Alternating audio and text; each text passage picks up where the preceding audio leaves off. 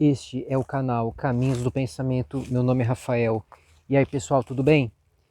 Será que a ontologia imaterialista ensinada pelo filósofo irlandês George Berkeley é refutada pela educação física?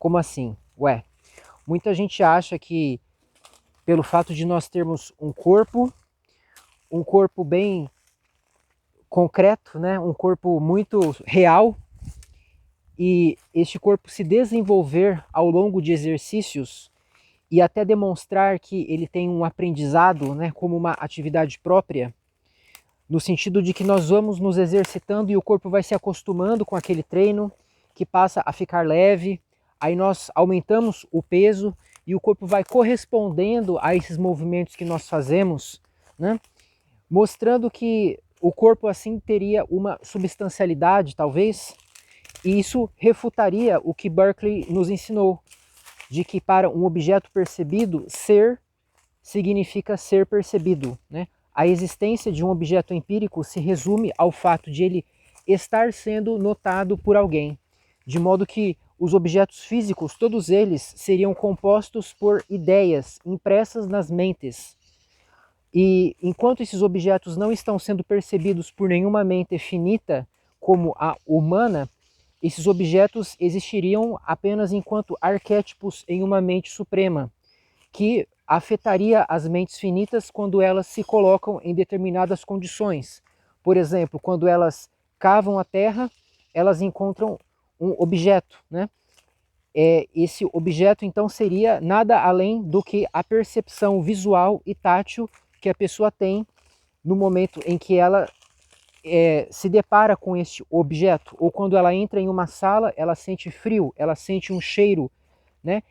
Significa que a existência deste objeto consiste em estar sendo percebido por uma mente finita ou estar em uma mente eterna, né? Em uma mente que possui como que o modelo da percepção que a mente finita recebe no momento em que ela se coloca em determinada situação.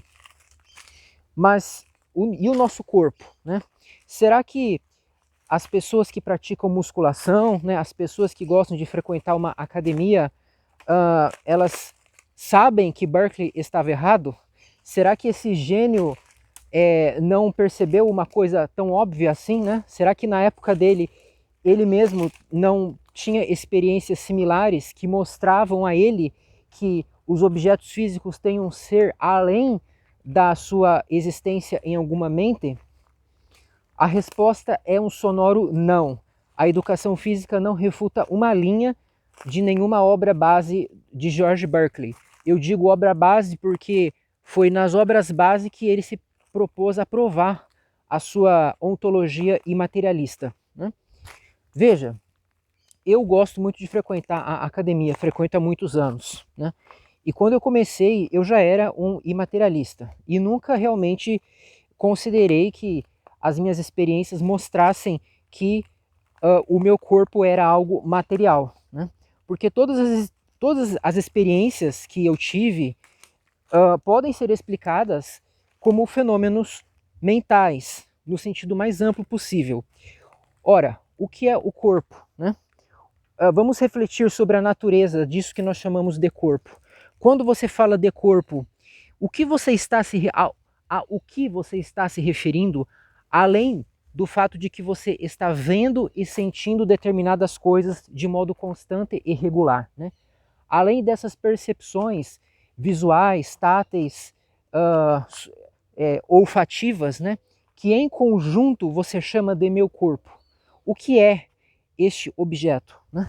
Fora disso que se dá imediatamente aos seus sentidos, né? Ora, eu acredito que quando eu durmo, né, e eu não estou mais sentindo o meu corpo, eu estou tendo uma série ali de percepções visuais, que eu chamo de sonho, o meu corpo continua existindo em certo sentido.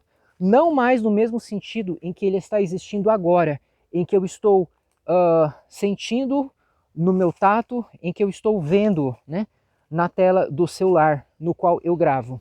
Mas o meu corpo existe no sentido de que se eu despertasse, eu o veria, eu perceberia do mesmo jeito que eu estou fazendo agora. Então, a percepção de um objeto físico tem a ver com uma percepção atual ou potencial, né? O mesmo não se dá, por exemplo, com o corpo, não sei, de qualquer outra pessoa além de mim, né? Eu não acredito que exista algum outro corpo além de mim num raio próximo daqui, né? Eu acredito que se eu caminhasse bastante, eu não perceberia nenhum outro ser humano, talvez algum animal sim aparecesse, né?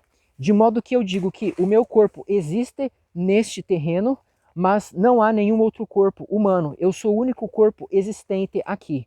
Qualquer outro corpo que vier a existir neste espaço, ele só existe enquanto uma construção imaginária minha, né? Ele não é algo empiricamente perceptível, mas apenas perceptível imaginativamente, intelectualmente.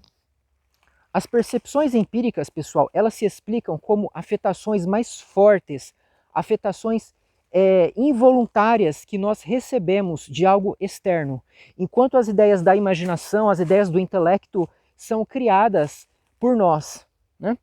E o nosso corpo, quando ele está se exercitando na academia, o que está ocorrendo ali nada é além de uma nova sequência de percepções, né? O exercício físico, o movimento do nosso corpo físico é explicado exatamente assim, como uma série nova de percepções, né? Aquelas sensações que nós temos, aquelas imagens que nós vemos, tudo isso se chama de exercício físico, tá? E quando o nosso corpo vai se modificando, quando ele vai se fortalecendo, se definindo, ganhando massa, né? Alguns vão para a academia para perder peso. Todas essas mudanças nada são além de, novamente, uma sequência de percepções. E o ser de uma percepção consiste em ser percebida. A percepção não existe em si mesma, fora de um sujeito. Ela sempre existe em alguém, né?